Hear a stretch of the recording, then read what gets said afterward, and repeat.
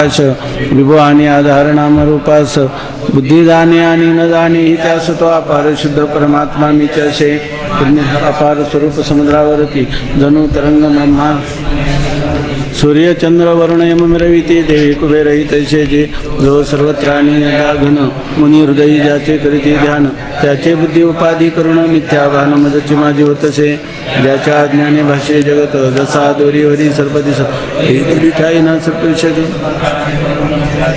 पुण्यपुरुषी सदैव निष्काम बोध प्राप्ती कारणे बधावारा तुम्ही चाहे आत्माप्त काम तरी नमन कोणा करावे म्या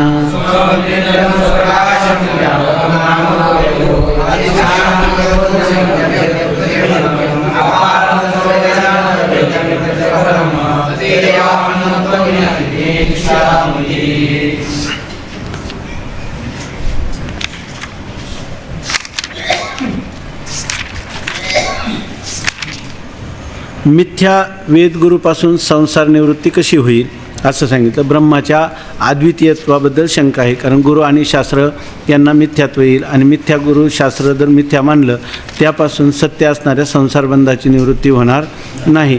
तर याचं उत्तर देताना त्यांनी सांगितलं की संसारबंध हा सुद्धा मिथ्याच आहे आणि मिथ्या संसारबंधाची निवृत्ती होण्यासाठी गुरु आणि शास्त्र हे सुद्धा मिथ्याच पाहिजे. हे सांगत असताना समान सत्तेत साधक बाधक व्यवहार कसा होतो हे सांगण्यासाठी त्यांनी भरचूचा पण दृष्टांत दिला की त्या भरचूचा नाही राजाचा दृष्टांत दिला आणि त्या राजाच्या दृष्टांतामध्ये सांगितलं की त्याला स्वप्नामध्ये त्याला कोल्हा चावला असताना बाहेर सर्व योद्धे धन वैद्य सर्व कुशाला असूनही उपयोग झाला नाही. त्याप्रमाणे आता या ठिकाणी सत्ताभेद सांगतात आणि समान सत्तेत साधक बाधक व्यवहार होतो. अज्ञानसुद्धा मिथ्याच आहे, त्या संसारबंधसुद्धा मिथ्याच आहे. मिथ्या अज्ञानाच्या किंवा मिथ्या संसारबंधाच्या निवृत्तीसाठी ज्ञान जे पाहिजे ते कोणतं पाहिजे, मिथ्याच पाहिजे असं सांगतात. आता हे नियमित आपला विषय भरपूर वेळा झालेला आहे, हे सहजच लक्षात येईल. मृगजलाचा दृष्टांत विषम आहे. त्यांनी सांगितलं जर मिथ्या गुरुशास्त्रापासून जर संसारबंधाची निवृत्ती होईल तर मिथ्या मृगजळापासून सुद्धा ताण भागली पाहिजे असं त्यांनी युक्तिवाद केला होता.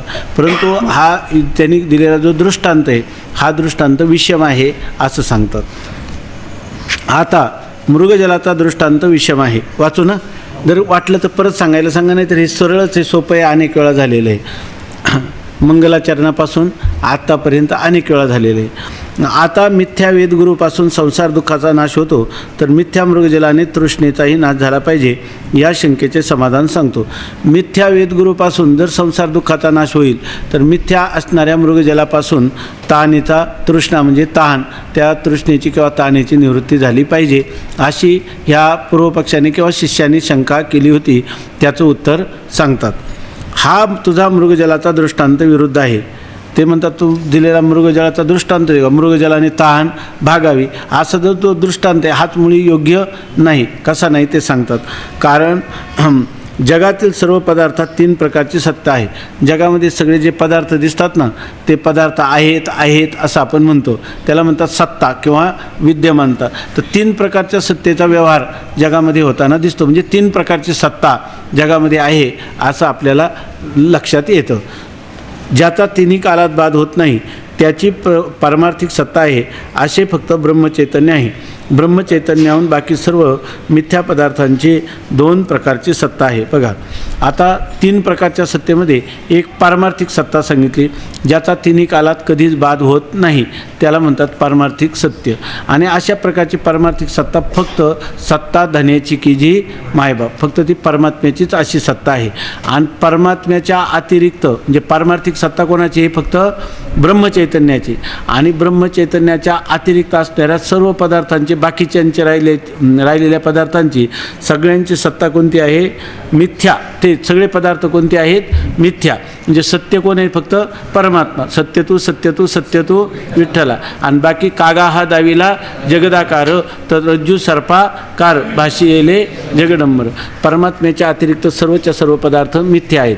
पण त्या मिथ्या पदार्थात 2 प्रकारची सत्ता आहे. मिथ्या पदार्थाचे पुन्हा सत्तेचे किती प्रकार केले, 2. मिथ्या पदार्थाची दोन प्रकारची सत्ता आहे, ज्याचा ब्रह्मज्ञानाशिवाय दुसऱ्या कशानेही बाध होत नाही, फक्त ब्रह्मज्ञानानेच बाध होतो, त्याची व्यावहारिक सत्ता आहे. आता व्यावहारिक ब्रह्मचैतन्याच्या अतिरिक्त असणारे सर्व पदार्थ काय आहेत? मिथ्या. ब्रह्मचैतन्यच एक सत्य, त्रिकाला बाधित, सत्तावान असं फक्त ब्रह्मचैतन्य आहे. आता बाकीचे राहिलेले जे मिथ्या पदार्थ, त्यांच्याही सत्तेचे पुन्हा काय, मिथ्या पदार्थाचे सत्तेचे दोन प्रकार केले. त्याच्यापैकी एक आहे व्यावहारिक सत्ता. व्यावहारिक सत्ता कशाला म्हणतात? ब्रह्मज्ञाना वाचून ज्याचा कशानेही नाश होत नाही, फक्त ब्रह्मज्ञानानेच ज्याचा नाश होतो, त्या सगळ्या पदार्थांची सत्ता व्यावहारिक सत्ता आहे असं सांगितलं, आहे की नाही. आता ही व्याख्या आपण ऐकली की ब्रह्मज्ञानाने ज्याचा बाध होतो, ऐकलं ना, ब्रह्मज्ञाना वाचून ज्याचा बाध होत नाही, असे जे पदार्थ आहेत, तर ते पदार्थ कोणते असं वाटलं तर ते त्याचं वर्गीकरण करतात. असे ईश्वराने उत्पन्न केलेले देहेंद्रियादी व्यावहारिक पदार्थ आहेत. ईश्वरसृष्ट व्यावहारिक सत्तावान पदार्थांचा ब्रह्मज्ञाना वाचून कालाने नाश होतो असे आपण नेहमी पाहतो, पण बाध मात्र ब्रह्मज्ञाना वाचून होत नाही. बघा आता हे सगळं बारकाईने पहा. थोडक्यात काय, मिथ्या पदार्थांची दोन सत्ता, त्याच्यापैकी एक व्यावहारिक सत्ता आणि प्रातिभाषिक सत्ता अशी केली. तर पैकी व्यावहारिक सत्तावान पदार्थ कोणते? तर ईश्वराने निर्माण केलेले सगळे पदार्थ, आणि त्या पदार्थांचा ब्रह्मज्ञाना वाचून बाध होत नाही. बाध होत नाही म्हणजे ब्रह्मज्ञाना वाचून त्यांच्याविषयीचा मिथ्यात्व निश्चय होत नाही. याचा अर्थ बाध शब्दाचा अर्थ नाश ना, काय ना प्रतिती तयोर बाधा किंतु दृढ मिथ्यात्व निश्चय. त्याचे अप्रतिती येणं, प्रतितेला वंध्यापत्राप्रमाणे न येणं, याला बाध म्हणत नाही. तर बाध या शब्दाचा अर्थ नाश नसून त्याचा आपला अप्रतिती किंवा नाश असा नसून दृढ मिथ्यात्व निश्चय असा आहे. तर ब्रह्मज्ञान झाल्या वाचून ह्या व्यावहारिक सत्तेतल्या पदार्थांचा बाध होत नाही, फक्त ब्रह्मज्ञानानेच बाध होतो.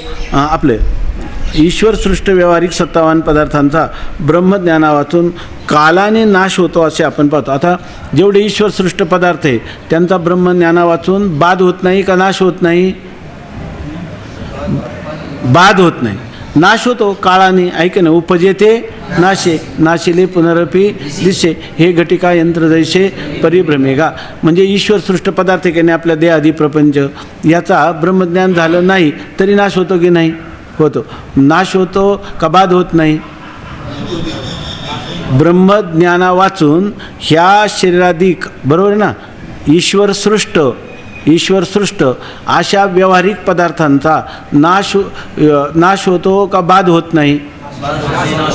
नाश होतो, बाध होत नाही. ब्रह्मज्ञाना वाचून नाश होऊ शकतो की नाही? होऊ शकतो. ऐक ना, कशाने होतो? कालानेच नाश होतो. बाल्य, तारुण्य, वार्धक्य, मरण, आहे की नाही? अशा प्रकाराने याचा कालाच्या ओघातच नाश होतो. काला कधी अपमृत्यू आला तर लवकर होतो, नैसर्गिक मृत्यू आला तर उशिरा होतो, पण कालानेच ह्या ब्रह्मज्ञाना वाचून ह्या पदार्थांचा नाश होतो, परंतु त्यांचा बाध मात्र होत नाही. असे ईश्वराने उत्पन्न केलेले देहेंद्रियादी व्यावहारिक पदार्थ आहेत. ईश्वरसृष्ट व्यावहारिक सत्तावान पदार्थांचा, ईश्वरसृष्ट म्हणजे ईश्वराने निर्माण केलेले व्यावहारिक सत्तेने युक्त असणारे, सत्तावान म्हणजे सत्तेने युक्त असणारे जे पदार्थ आहे त्यांचा ब्रह्मज्ञाना वाचून कालाने नाश होतो असे आपण नेहमी पाहतो, पण बाध मात्र ब्रह्मज्ञाना वाचून होत नाही. मग या ठिकाणी तुम्हाला त्याचा नाश करायचा पुरुषार्थ आहे का बाध करणं पुरुषार्थ आहे? पुरुष प्रयत्नाच्या हातात काय आहे? बाध करणं का नाश करणं? का नाश आपोआपच होत आहे की नाही? त्याच्या ठिकाणी काही गरजच नाही. मूळ अविद्येचे कार्य जागृत पदार्थ ज्यात जन्ममरण बंध मोक्षादी व्यवहार होतो अशा ईश्वरसृष्ट पदार्थांची व्यावहारिक सत्ता आहे. आता मूळ अविद्या म्हणजे मूळ अविद्येचं कार्य जे आहे ना, हे सगळे जागृतीतले पदार्थ आहे. मूळ अविद्या म्हणजे त्रिगुणात्मक अविद्या. आपल्याला माहिती आहे की हे जे सगळे पदार्थ आहेत हे पदार्थ काय आहे? मायेच्या तमोगुणाचा काय आहेत? परिणाम आहेत. आणि माया कशी आहेत? त्रिगुणात्मक आहे. आपण पाहिलेलेच आहे की त्या मायेमध्ये 3 गुण असतात. 3 गुणापैकी एक सत्वगुण जो आहे तो ज्ञान करून देण्याचं कार्य करतो, रजोगुण आहे तो क्रिया करण्याचं कार्य करतो, आणि तमोगुणापासून सर्व पदार्थ उत्पन्न होतात. म्हणजे माया ही त्रिगुणात्मक आहे. मग त्यालाच काय म्हणतात मूळ अविद्या. त्याला काय म्हणतात मूळ अविद्या. ह्या मूळ अविद्येचे कार्य जागृत पदार्थ ज्यात जन्म मरण बंध मोक्षादी व्यवहार होतो. आता हे मूळ अविद्येचे कार्य म्हणजे कोणते? जागृतीला दिसणारे सगळे पदार्थ. आणि बंध कुठं होतो? याच्याच ठिकाणी. ईश्वरादी प्रपंच आपल्याला ईश्वर सृष्ट आहे की नाही, बरोबर ना? हे मूळ अविद्येचं कार्य आहे की नाही. मग बंध कुठं होईल? याच ठिकाणी. आणि मोक्षसुद्धा सगळा व्यवहार याच ठिकाणी होईल. आणि अशा ईश्वरसृष्ट पदार्थांची व्यावहारिक सत्ता आहे. असे सगळे ईश्वराने निर्माण केलेले जेवढे पदार्थ असतील जागृत अवस्थेमध्ये ते सगळे पदार्थ काय आहेत? ते सगळे पदार्थ व्यावहारिक सत्तावान आहेत. ब्रह्मज्ञाना वाचून ज्याचा बाध होतो ते तूल अविद्या कार्य पदार्थ असतात. त्यांची प्रातिभाषिक सत्ता आहे. प्रतितीमात्र सत्ता म्हणजे होणे किंवा असणे हा प्रातिभाषिक शब्दाचा अर्थ आहे. आता ही मूळ अविद्येचे कार्य जागृत पदार्थ आहे. ह्या सगळ्यांची व्यावहारिक सत्ता आहे. अर्थात ब्रह्मज्ञाना वाचून याचा नाश होत नाही. आता दुसरी जी आहे तर दुसरी आहे तूल अविद्या. तूल अविद्या म्हणजे काय? दोषसहित असणारी अविद्या. आणि मूळ अविद्या म्हणजे त्रिगुणात्मक असणारी अविद्या. नाही तर मूळ अविद्या म्हणजे दोषरहित अविद्या नाही. अविद्या म्हणलं का त्रिगुणात्मकच असणार. अविद्या हाच काय मुळात दोष आहे. म्हणून आता हे जे जागृतीतील ईश्वरसृष्ट पदार्थ आहेत व्यावहारिक सत्तावान यांचा नाश हा कालानेच होतो. तो ब्रह्मज्ञाना वाचून त्याचा बाध होत नाही. हे झालं. पण आता दुसरे त्यांनी सांगितलं की मिथ्या पदार्थामध्ये दोन सत्ता आहेत. एक आहे व्यावहारिक सत्ता आणि आता दुसरी कोणती सांगतात? प्रातिभाषिक सत्ता. आता ही प्रातिभाषिक सत्तेतले जे पदार्थ आहे त्या पदार्थांना सांगतात ब्रह्मज्ञाना वाचून ज्याचा बाध होतो. ब्रह्मज्ञान झालं नाही तरी त्याचा बाध होतो. आपल्याला रज्जूवर सर्प भासला, मग त्या रज्जूचं ज्ञान झालं की सर्पाची निवृत्ती होते की नाही? मग त्यासाठी काही ब्रह्मज्ञान लागतं का? तरी सर्पाचा बाध होतो की नाही? मग ब्रह्मज्ञाना वाचून सर्पाचा बाध होतो की नाही? आता आपल्याला कोणते पदार्थ सांगायचे? प्रातिभाषिक पदार्थ सांगायचे. मग ब्रह्मज्ञाना वाचून ज्यांचा बाध होतो की नाही? रज्जूवर भासलेला सर्प, पुष्पमाला, मृगजळ, स्वप्नातले पदार्थ याचा ब्रह्मज्ञान लागतंय काय? ब्रह्मज्ञाना वाचून ज्याचा बाध होतो. पण हे सगळे पदार्थ काय? तूल अविद्येचं कार्य आहे. तूल अविद्या म्हणजे दोषसहित असणारी अविद्या. दोषसहित अविद्येचं रज्जू सर्प कोणतं कार्य आहे? दोषसहित स्वप्न पदार्थ, दोषसहित शुक्तिरजत, दोषसहित अविद्येचं कार्य आहे. म्हणजे हे दोषसहित अविद्येचं कार्य निवृत्त व्हायचा असेल तर आपल्याला ब्रह्मज्ञान पाहिजे का? आपोआप निवृत्त होतात. आपोआप निवृत्त होतात. रज्जूचं ज्ञान झालं की सर्पशुक्तीचं ज्ञान झालं की रजताची निवृत्ती होते. म्हणून ही सर्व कशाची कार्य आहे? अविद्येची असतील पण तूल अविद्येचे कार्य आहे. मूल अविद्येची कार्य नाही. आणि हे जे पदार्थ आहेत यांचा ब्रह्मज्ञाना वाचून बाध होतो. जागृतीला आलं स्वप्नातून का काय होतं? त्या पदार्थांचा बाध होतो. हां काय? कोणाचा नाश? हां हां त्याला अप्रतीती शब्दाचा अर्थ जर नाश केला असता तर झालं असतं. पण अप्रतीतीचा शब्दाचा अर्थ नाश असं करत आपलं बाध असं आम्ही केलं नाही ना. न अप्रतीतीतो बाधा. त्या पदार्थाचा बाध म्हणजे अप्रतीती नाही ना, म्हणून आम्हाला त्याला नाश नाही म्हणता येणार. काय जागा झाल्यावर त्याच्याविषयी काय होतं? फक्त मिथ्यात्व निश्चय होतो. म्हणून त्याला बाधच म्हणायचे. त्याला नाश असं म्हणता येणार नाही. कारण नाशाचे आम्ही अगोदर लक्षण केलं. नाश कशाला म्हणतात? अप्रतीती येणं म्हणजे हे त्याचं काय लक्षण नाही, बाधाचं लक्षण नाही. तर काय हे? दृढ मिथ्यात्व निश्चय. मग आता स्वप्नातल्या पदार्थाविषयी दृढ मिथ्यात्व निश्चय होतो का? त्यांचा नाश होतो. दृढ मिथ्यात्व नाश करायचा असला तर तो पदार्थ अस्तित्वात असला पाहिजे ना, तर त्याचा नाश होईल. पुन्हा त्या नाश सत्य पदार्थाचा नाश हा ज्ञानाने होत नाही. तो कशाने होते? क्रियेने होतो. तिथं क्रिया करावी लागते का? अवस्थांतर झालं की ते पदार्थ निवृत्त होतात. क्रिये अवस्थांतर झालं की ते पदार्थ निवृत्त होतात. म्हणून नाश न म्हणता त्याला काय म्हणायचं? बाध. ब्रह्मज्ञाना वाचून ज्याचा बाध होतो ते तूल अविद्याकारी पदार्थ असतात. त्यांची प्रातिभाषिक सत्ता आहे. त्या स्वप्न किंवा जे अविद्या दोषसहित सगळे पदार्थ आहेत, दोषसहित अविद्येपासून उत्पन्न झालेले सगळे पदार्थ त्यांची सत्ता कोणती आहे? प्रातिभाषिक सत्ता आहे. प्रतिती मात्र सत्ता म्हणजे होणे किंवा असणे हा प्रातिभाषिक शब्दाचा अर्थ आहे. प्रतिती मात्र केवळ ते पदार्थ आपल्याला प्रतीतीला येतात, भासतात, एवढीच त्यांची सत्ता किंवा इतकंच त्यांचं असणं किंवा इतकंच त्यांचं होणं हा या शब्दाचा काय आहे, प्रातिभाषिक शब्दाचा अर्थ आहे. प्रातिभाषिक म्हणलं की फक्त भाषणे इतकं. शुक्तीवर रजत जे आहे ते शुक्तीवर रजताची सत्ता काय आहे, फक्त प्रतिती इतकी, भासणे इतकीच सत्ता आहे का? सत्ता आहे. अगोदर होतं का? नंतर कुठे गेलं का? दिसते काली तरी आहे का? नाही. मग आहे म्हणजे काय? फक्त प्रतिती मात्र सत्ता त्याला म्हणायचं. असे जे पदार्थ असतील त्यांना म्हणायचं प्रातिभाषिक सत्तावान पदार्थ. आणि ते सगळे पदार्थ ईश्वराने निर्माण केले की नाही? नाही. का जीवानेच केले निर्माण? जीवानेच निर्माण केले. जीवाने कशाच्या द्वारा निर्माण केले? अविद्या दोषसहित अविद्येचे ते कार्य आहे. ते सगळे पदार्थ दोषसहित अविद्येचा परिणाम आहे. आणि काय दोषसहित असणाऱ्या अविद्येचं अधिष्ठान असणारं जे कुटस्थ चैतन्य, त्या कुटस्थ चैतन्याचा विवर्त आहे की नाही, हे सगळे पदार्थ आहेत. कोणते? भ्रमातले. प्रातिभाषिक सगळेच म्हणा. पुढं जाऊन म्हणायचं. आता सध्या नाही म्हणायचं. आता सध्या म्हणायचं की हे पदार्थ जे ते, कारण इथं आपल्याला 3 सत्ता सिद्ध करायच्यात. आता अगोदर सत्ता भेद सिद्ध करायचा. जेव्हा तुम्हाला व्यावहारिक आणि प्रातिभाषिक सत्ता मिळून दोन्ही काय आहेत? प्रातिभाषिकच आहे. एकच आहे. म्हणजे कोणती आहे? व्यावहारिक आहे का प्रातिभाषिक आहे? असं जेव्हा कळेल तेव्हा सत्ता किती राहतील? 2 राहतील. नाही, एक कोणती राहील? आता व्यावहारिक सत्तेचा समावेश कुठे केला? मग प्रातिभाषिक राहील आणि एक पारमार्थिक राहील, आहे की नाही? मग प्रातिभाषिक सत्तेतले पदार्थ प्रतिती मात्र असतात का तत्वता असतात? प्रतिती मात्र पदार्थ अधिष्ठानाची काही लाभ करतेत का हानी करतेत? काहीच कर का? ते पदार्थ तत्वता नसतातच का? भासतात म्हणून आम्ही प्रतिती मात्र म्हणतो का? अधिष्ठानाशी त्याचा काही संबंधच नसतो का? अधिष्ठानाला भासणंही माहीत नाही, न भासणंही माहीत नाही, आहे की नाही? हे जेव्हा तुम्हाला कळेल तेव्हा किती सत्ता राहतील? हे जेव्हा तुम्हाला कळेल की अधिष्ठानाच्या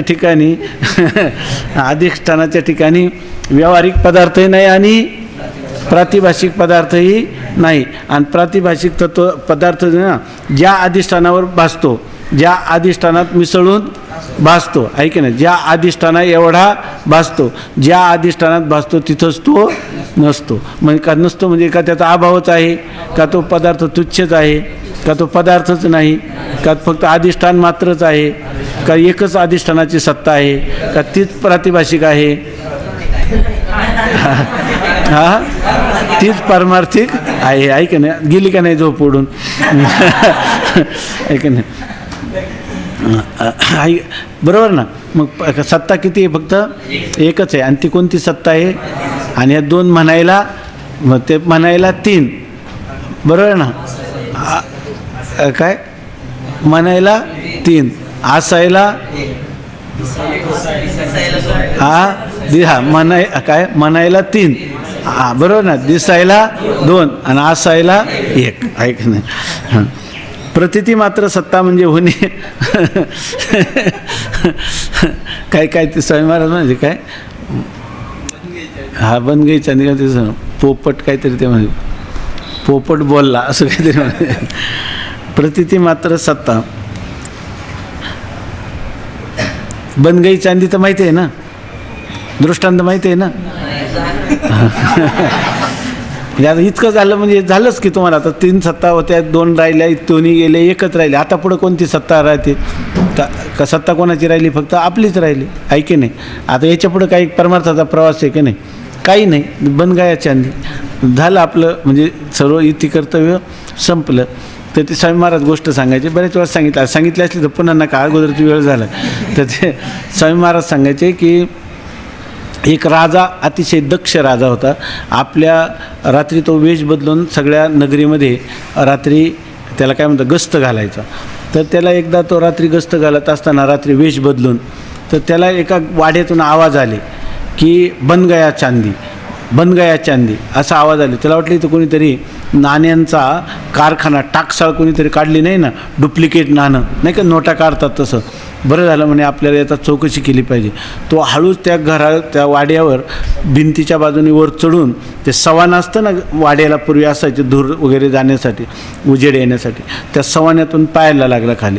तर खाली एक मोठा सभासदांचा एक समूह जमला होता 5-6 जणांचा, आणि ते होते सर्व गांजेकस, म्हणजे ते गांजे पिणारे. तर तो गांज्याचं जो काही वनस्पती असते ती मळावी लागते म्हणतात, आणि ती मळाल्यानंतर ती चिलीमध्ये ते भरतात आणि मग ती पेटवली की तो ओढतो. आता ते ओढलं म्हणजे त्याची राख होते, तेव्हा त्यांचं खूप शक्यतो असतं. ते काय आपल्यासारखा असहकार करत नाही, एकमेकाला सहाय्य करतात. त्यामुळं त्यांनी ते एकाने ओढलं तर दुसरा काय म्हणायचा, तो ओढणारा एकदा ती संपलं त्याच्यातलं का तो काय म्हणायचा, बन गया चांदी, बन गया चांदी. तो दुसरा काय म्हणायचा, और बनावं चांदी. त्यातलं की दुसरा आणखी त्याला ते मळून द्यायचा. तो संपलं का तो म्हणायचा बन गया चांदी, और बनावं चांदी. त्याला वाटलं आता हे राजा पाहत येऊन त्याला वाटलं हे काय भानगड आहे. त्याची राग झाली की पुन्हा काय, आता ती काय चांदीचा कारखाना होता का. तसं आता आपण म्हणलं ना, सत्ता धन्याची गी मायबाप, सर्वत्र काय सर्वम यदायम आत्मा. तर ह्याला आपण जरी हे जर आपल्या अनुभूतीला आलं नसेल, हे जर हिशेब कळाले असतील तर बन गया चांदी, और बनावं चांदी. आणि खरंच असलं तर काय, कृतकृत्य झालो, इच्छा केली ते पावलो. आता सांगतात, प्रतिती मात्र सत्ता म्हणजे होणे किंवा असणे हा प्रातिभाषिक शब्दाचा अर्थ आहे. भ्रमामध्ये सर्प रूपे यांची प्रतिती मात्र होत असते, म्हणून ते प्रातिभाषिक आहेत. भ्रमामध्ये रज्जूवर भासणारा सर्प, शुक्तीवर भासणारं चांदी किंवा रजत, हे फक्त कसे प्रतिती मात्रच आहे की नाही, आहेत पदार्थ तिथं, म्हणून ते प्रातिभाषिक आहेत. मग केवळ प्रतिती मात्र सत्ता ज्यांची असते ते पदार्थ कोणत्या सत्तेतले असतात, प्रातिभाषिक सत्तेतले असतात. या 3 सत्ता लक्षात आल्या म्हणजे असे ध्यानात येईल की संसार दुःख आणि वेदगुरू यांची एकच व्यावहारिक सत्ता आहे. आता या 3 सत्ता लक्षात आल्या. संसार दुःखसुद्धा कोणत्या संसारामध्ये प्राप्त होणं, संसार कोण निर्माण केला, ईश्वराने, बरोबर आहे ना. आणि वेदगुरूसुद्धा कसे आहेत, ईश्वर निर्मित आहे, व्यावहारिक पदार्थ आहेत. मग संसार दुःख, वेद, गुरु ह्या सर्वांची सत्ता कोणती आहे, एकच आहे. आणि ती कोणती सत्ता आहे, व्यावहारिक सत्ता आहे. म्हणून मिथ्या वेदगुरूपासून मिथ्या संसार दुःखाचा नाश होण्यास हरकत नाही. वेदगुरूही मिथ्या आहे आणि संसार दुःखही काय आहे, मिथ्या आहे. मग मिथ्या असणाऱ्या वेदगुरूपासून मिथ्या असणाऱ्या संसार दुःखाचा नाश होण्यास हरकत नाही. एवढं तर आपल्याला कळलं, कारण समान सत्तेत साधक बाधक व्यवहार घडतो हे राजाच्या व्यवहारावरून आपल्याला चांगल्या प्रकाराने कळलेलं आहे. आता तुझ्या मृगजलाच्या दृष्टांतात पिपासा अर्थात तृष्णा किंवा तहान हा ईश्वरसृष्ट प्राणाचा धर्म असून त्याचा ब्रह्मज्ञाना वाचून बाध होत नाही, म्हणून प्राणधर्म तृष्णा ही व्यावहारिक सत्तावान आहे. आणि मृगजलाचा ब्रह्मज्ञाना वाचूनही बाध होतो, म्हणून मृगजल प्रातिभाषिक सत्तावान आहे. आणि समान सत्तेतील पदार्थच एकमेकास साधक किंवा बाधक होतात, भिन्न सत्तेतील पदार्थ एकमेकास साधक बाधक होत नाहीत असा नियम आहे. आता त्यांनी काय म्हटलं होता, मिथ्या वेदगुरूपासून जर संसार दुःख निवृत्त होईल तर मिथ्या असणाऱ्या मृगजलापासून आपल्या तृष्णेची निवृत्ती का होऊ नये. त्याला उत्तर दिलं होतं की तू दिलेला दृष्टांतच काय आहे, विषम आहे. कसा विषम आहे ते या ठिकाणी सांगतात. आता ही जी तृष्णा आहे ती तृष्णा काय आहे, प्राणाचा धर्म आहे. क्षुधा आणि तृष्णा आहे काय आहे, प्राणाची निर्मिती कोणी केली, ईश्वराने. म्हणजे प्राण कसा आहे, ईश्वरसृष्ट. ईश्वरसृष्ट पदार्थांची सत्ता कोणती असते, व्यावहारिक सत्ता. प्राणाची सत्ता काय झाली, व्यावहारिक सत्ता आहे की नाही. आणि मृगजलाची सत्ता कोणती झाली, प्रातिभाषिक. कारण ते काय मृगजल काय प्रतिती मात्र आहे, बरोबर ना. ब्रह्मज्ञाना वाचून त्याचा बाध होतो, म्हणून अशा पदार्थांची सत्ता कोणती आहे, प्रातिभाषिक सत्ता आहे. आणि मृगजल आपली तहानीची कोणती सत्ता आहे, व्यावहारिक सत्ता आहे. आणि कोणत्याही गोष्टीला साधक किंवा बाधक व्यवहार करायचा असेल तर तो कोणत्या सत्तेत होतो, समान सत्तेत. आता तहान आणि मृगजळ यांची सत्ता समान आहे का विषम आहे, का विषम सत्तेमध्ये साधक बाधक व्यवहार होणार नाही, का समान सत्तेत साधक बाधक व्यवहार होईल, समान सत्तेत साधक बाधक व्यवहार होईल. मग आता यांनी दिलेला जो दृष्टांत आहे तो साधक व्यवहार होण्यासारखा आहे का बाधक व्यवहार होण्यासारखा आहे. अहो साधकही करायचा असला तर समानच सत्ता लागते, आहे की नाही. आणि बाधकही करायचा असला तर काय लागते, जरी एखाद्या पैलवानाला स्वप्नात चितपट करायचा असलं साधक, आहे की नाही आपल्याला. अशा प्रकारचं तरी कोणती सत्ता लागेल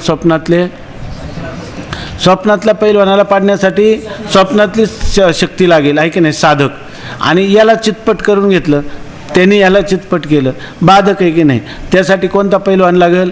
जागृतीतला हिंदकेसरी का स्वप्नातला हिंदकेसरी लागेल का? समान सत्तेतच साधक बाधक व्यवहार, समान सत्तेत साधक बाधक व्यवहार घडतो. बरोबर आहे ना.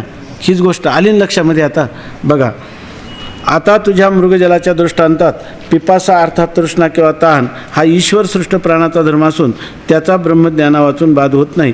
ताण ही व्यावहारिक सत्तेतल्या पदार्थाचा ब्रह्मज्ञाना वाचून बाध होत नाही. म्हणून प्राणधर्म तृष्णा ही व्यावहारिक सत्तावा नाही. प्राणाचा धर्म, ईश्वर सृष्ट प्राणाचा धर्म जी तृष्णा, तिची सत्ता कोणती? व्यावहारिक सत्तावान. आणि मृगजलाचा ब्रह्मज्ञाना वाचून बाध होतो. मृगजलाचा बाध कशाने होतो? ब्रह्मज्ञानाने, ब्रह्मज्ञाना वाचून. म्हणून ते मृगजळ कोणतं सत्तेतलं हे? प्रातिभाषिक सत्तावान आहे. आणि समान सत्तेतील पदार्थच एकमेकास साधक किंवा बाधक होतात. समान सत्ता असली तरच ते पदार्थ साधक होतील.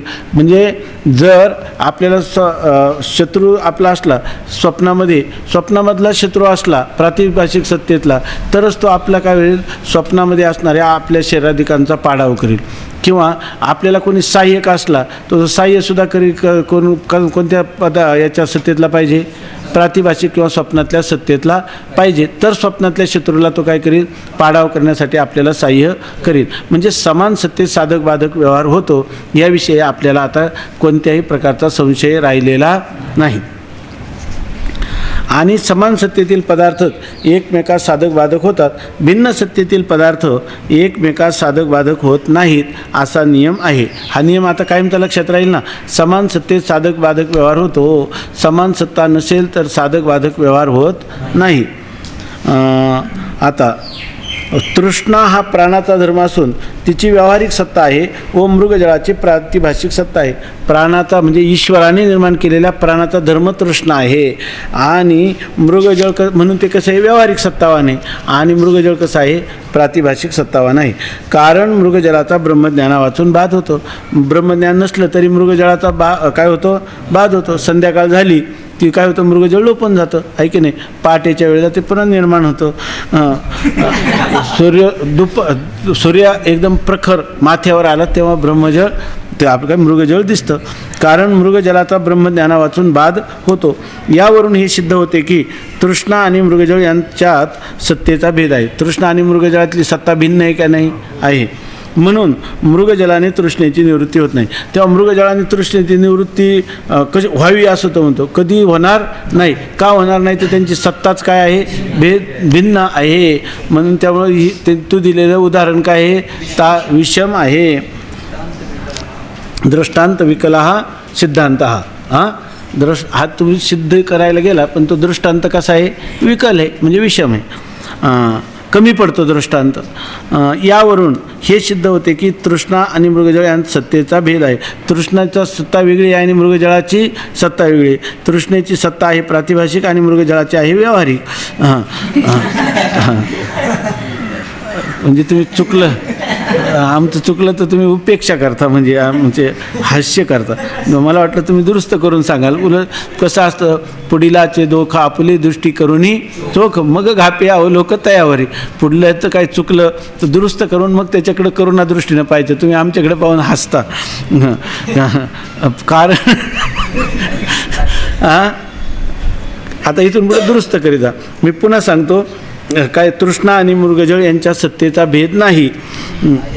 सत्य मृगजळ आणि तृष्णा यांच्यामध्ये सत्तेचा भेद आहे. म्हणून मृगजळाने तृष्णेची निवृत्ती होत नाही, होणारच नाही. म्हणून मृगजलाचा दृष्टांत विषम आहे. आता शिष्य म्हणतो, सत्ताभेद लक्षात आल्यामुळे मृगजलाच्या दृष्टांतात काय दोष होता हे समजले. आता सत्ताभेद लक्षात आल्यावर मृगजलाचा दृष्टांत कसा विषम आहे हे मला चांगलं कळलं. परंतु दुसरी अशी शंका येते. तो म्हणतो काय? एक शंका पेटली तर माझं मस्तिष्क इतकं सुपीक आहे, एकापासून एक काय त्याच्यामधून शंकाच निर्माण होत जातात. इतकी बीजं त्याच्यामध्ये पेरलेली आहेत, नानाविध शंकांची बीजं.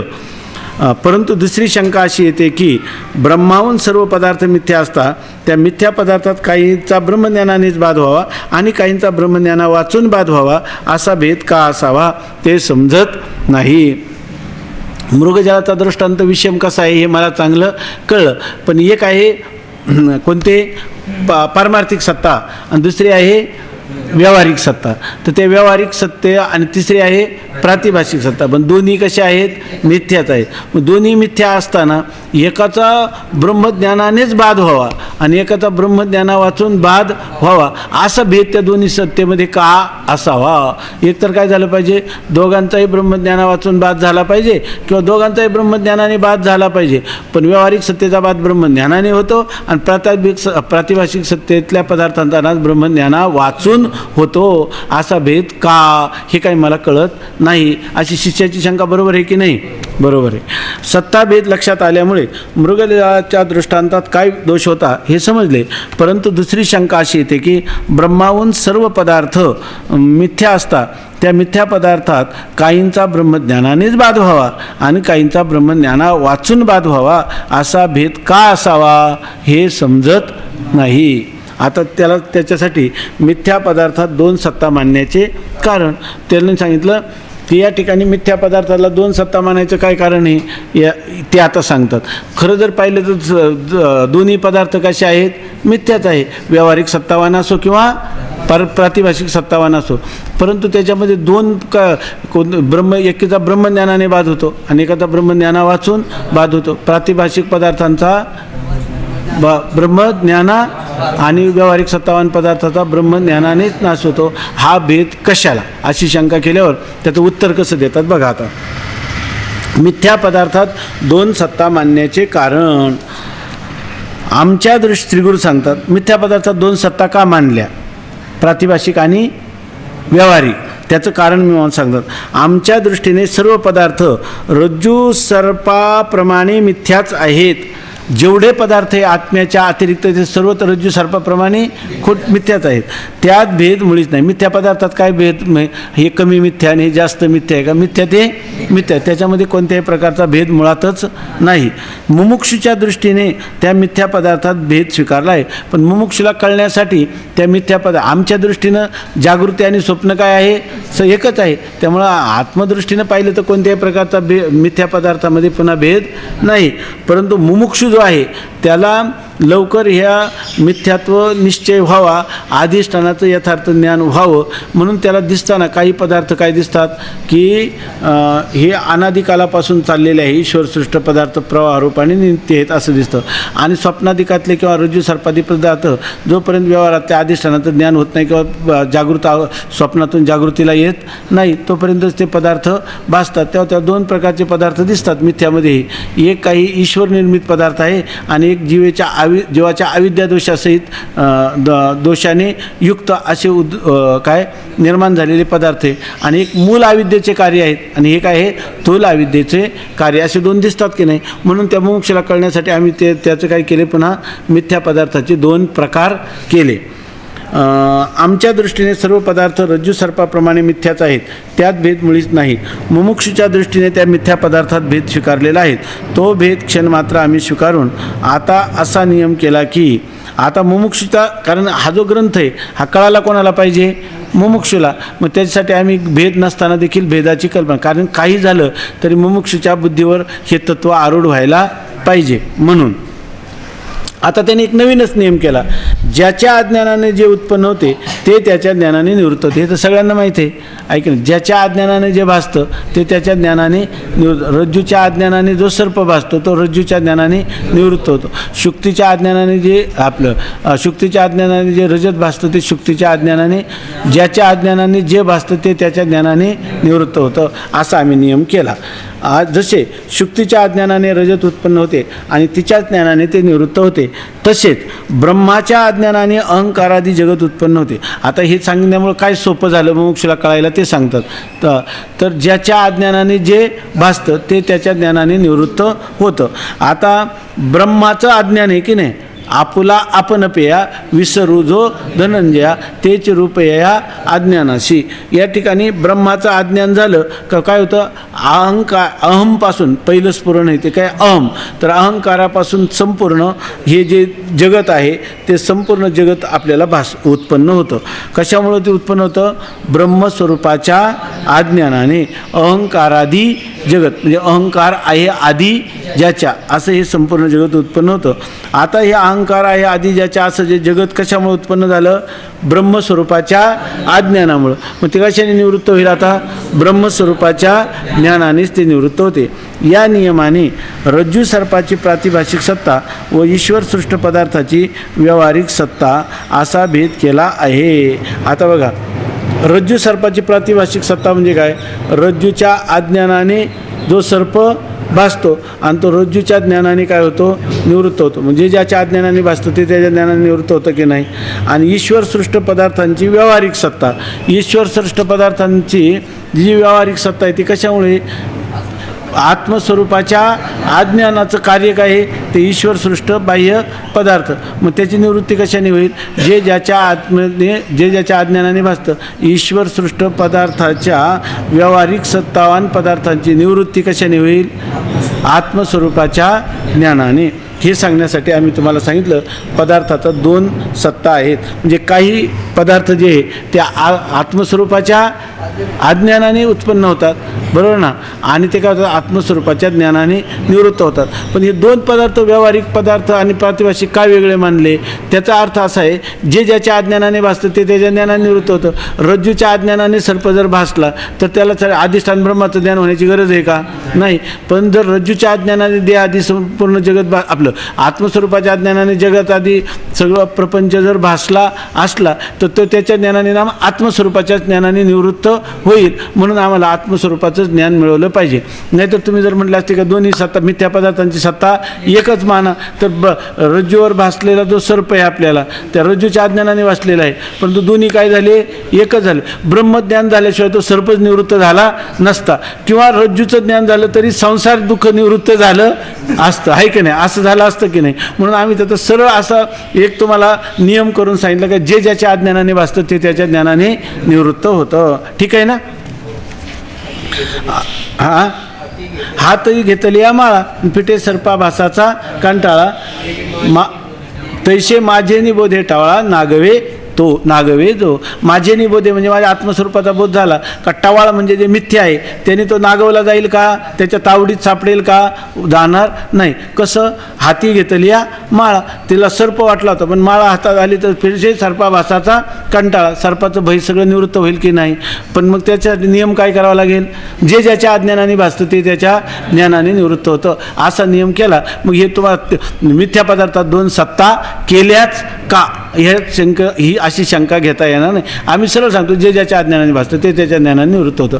देहादी प्रपंच हा आत्मस्वरूपाच्या अज्ञानामुळे भासला त्यामुळे आत्मस्वरूपाच्या अज्ञानाने निवृत्त होईल. आणि मृगजळादी पदार्थ जे आहेत त्या अधिष्ठानाच्या अज्ञानाने भासले त्या अधिष्ठान ज्ञानाने निवृत्त होईल. मग आता काही शंका आहे का तुम्हाला, मग आता तुम्हाला म्हणता येईल का, जर केवळ दोन्हींचं एक मानलं तर काय व्हायला लागेल, उलट एकाचं ज्ञान झालं, ब्रह्माचं ज्ञान झालं तर काय व्हायला पाहिजे, जरी एखाद्याला ब्रह्माचं ज्ञान झालं तरी रज्जूचं ज्ञान नसेल तर त्याला सर्प निवृत्त होईल काय, त्याचा सर्प नाही. किंवा एखाद्याला रज्जूचं ज्ञान झालं तर ब्रह्मस्वरूपाचं अज्ञान किंवा संसारबंधाची निवृत्ती होईल का, नाही. आमचा नियम असा आहे, जे ज्याच्या अज्ञानाने भासेल ते त्याच्या ज्ञानाने निवृत्त होईल असं सांगतात. तसेच ब्रह्माच्या अज्ञानाने अहंकारादी जगत उत्पन्न होते आणि ब्रह्मज्ञानानेच ते निवृत्त होते. या नियमाने रज्जू सर्पाची प्रातिभाषिक सत्ता व ईश्वर सृष्ट पदार्थाची व्यावहारिक सत्ता असा भेद केला आहे. हा नियम केला का मग रज्जू सर्पाची कोणती सत्ता होईल, प्रातिभाषिक. कारण जे ज्याच्या अज्ञानाने भासतं, रज्जूच्या अज्ञानाने सर्प भासतो त्याला काय म्हणा, ब्रह्मज्ञाना वाचून निवृत्त होतो म्हणून त्याची कोणती सत्ता आहे, प्रातिभाषिक. आणि ईश्वर सृष्ट पदार्थाची व्यावहारिक सत्ता, कारण जे ब्रह्मज्ञानाने ज्याचा बाध होतो आणि अधिष्ठानाच्या अज्ञानाने जे उत्पन्न होतात आणि त्या अधिष्ठानाच्या ज्ञानानेच पुन्हा त्यांची काय होईल, निवृत्ती अर्थात तिथं काय होईल, बाध निश्चय होईल. आहे की नाही असा अर्थ केला. आता जगद उत्पत्तीच्या क्रमाविषयी प्रश्न उत्तर. आता तुम्ही काय म्हणतात ब्रह्मस्वरूपाच्या अज्ञानाने जग उत्पन्न होतं, मग ते कशाने निवृत्त होईल? ब्रह्मस्वरूपाच्या ज्ञानाने. पण ब्रह्मस्वरूपाच्या अज्ञानाने जगत उत्पन्न होतंच कसं, त्याविषयी काही चिंतन आहे ते आता पुन्हा सांगणार आहेत. पुंडलिक वरदा हरी विठ्ठल, श्री ज्ञानदेव तुकाराम.